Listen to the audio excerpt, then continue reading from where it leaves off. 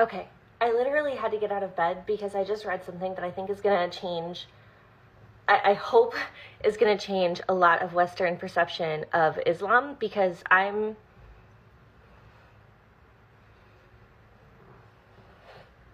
hold on. Okay, it was on the top shelf. Chapter 3,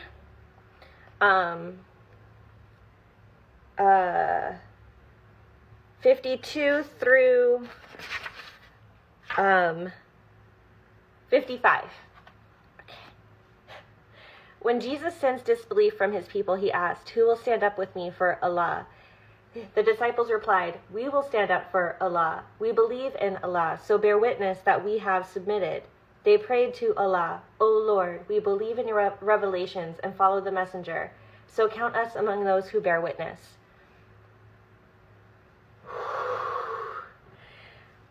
And the disbelievers made a plan against Jesus. But Allah also planned, and Allah is the best of planners. Remember, when Allah said, "O Jesus, I will take you and raise you up to myself. I will deliver you from those who disbelieve and elevate your followers above the disbelievers until the day of judgment. Then to me you all will return, and I will settle all your disputes."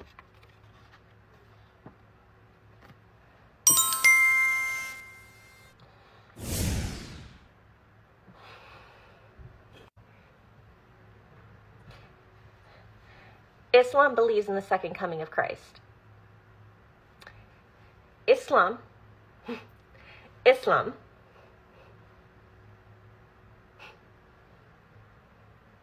believes in the second coming of Christ. That's like,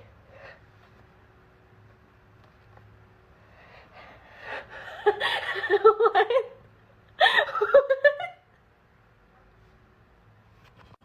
And just in case anyone's concerned that I'm misinterpreting it, according to Dr. Khattab's footnote, I'm not going to say the word because I am not good at other languages, but Mutawafifika means literally, "I will make you reach the end of your worldly term." The popular Muslim belief is that a conspiracy was made to kill Jesus.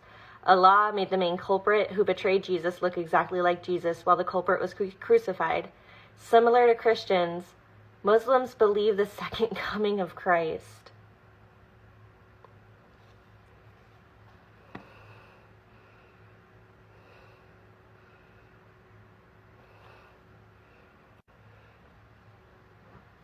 I don't know how to react. I don't know how to react to this information. What?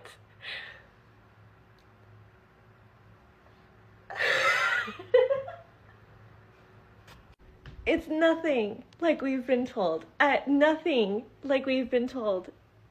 Bismillah, let's get into it. Let's see what you're so curious about. 193. You men are not allowed to take back anything you gave to your wives unless both sides fear breaking the rules by Allah. All right, so 191 through 193. So I guess you're curious about probably 191, right? That's what most people try to tell us women, that if we come to Islam, we're going to be oppressed, right? That's what you're getting at? Bless your heart. Let's talk about it. Here's the tafsir for verse 190. Remember that women have rights just as men do in all fairness, though men have been given an edge over them. Tafsir. The edge that this verse refers to is the fact that men are obligated to care for women and thus have more responsibility. This translates into a few seemingly inequitable things at first, such as men who receive twice inheritance of a woman. However, the seeming advantage actually rebounds back upon them, for men are responsible to spend of their money on their family, while women are not obligated to do so. Further, men must pay a dowry to their brides and also support their elderly parents and all other disadvantaged relatives.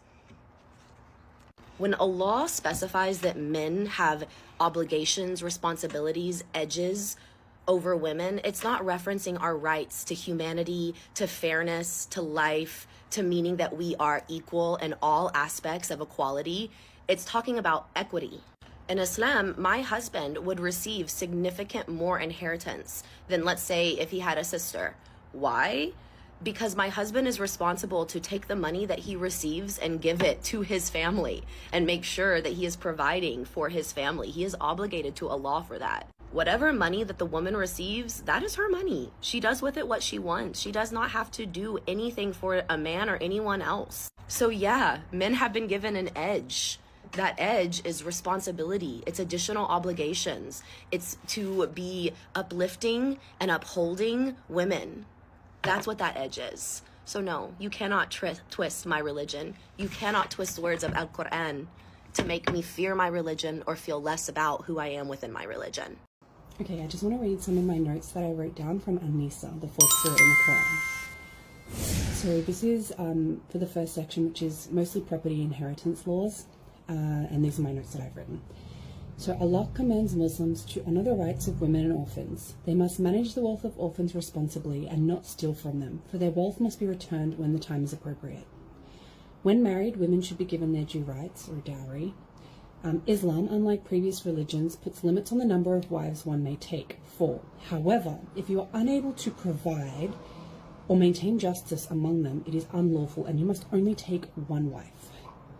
The rules of inheritance are covered in detail, and while the division may appear unequal by modern standards, it is worth remembering that the men were expected to provide for the women. Islam entitled women to inheritance, property in their own name, and dowry paid directly to them and not to their fathers. This was an enormous progress for women of the time, and women in the West would not enjoy some of these same rights for approximately 1,000 years. Islam is basically raising women up on a pedestal. So a lot of people come into my comments and they try and use verses, particularly from this surah, to dissuade me from reading and convince me that I shouldn't be learning about Islam, how awful Islam is to women, and you can beat your wife and you can do all of these things. And I think it's worth noting that, well, yes, there is a part in this surah that does mention disciplining your wife. That was also the norm up until the early 1900s in the West. So I don't think that is necessarily a religious thing, but more a cultural thing. And it's not a cultural thing specific to Muslim countries. Western countries also employed this practice until realistically not that long ago. So when reading the Quran, I think it's important to understand what things are specifically related to the religion, what things are cultural, what things are just a product of the time. A lot of people come in and talk about how Islam permits slavery and all of that kind of stuff. Well, slavery was permitted before Islam. In fact, slavery was in existence up until, again, modern history. But Islam constantly talks about freeing slaves. You know, it's a good deed if you free slaves. So while slavery may have been part of life and the economy of the time, I think Islam really does try to encourage its followers not to participate in that, and it's a good deed to release a slave, to be a kind person. So I just wanted to share. The Quran is telling men to spend money on women. Yalla Habibi, come to Islam.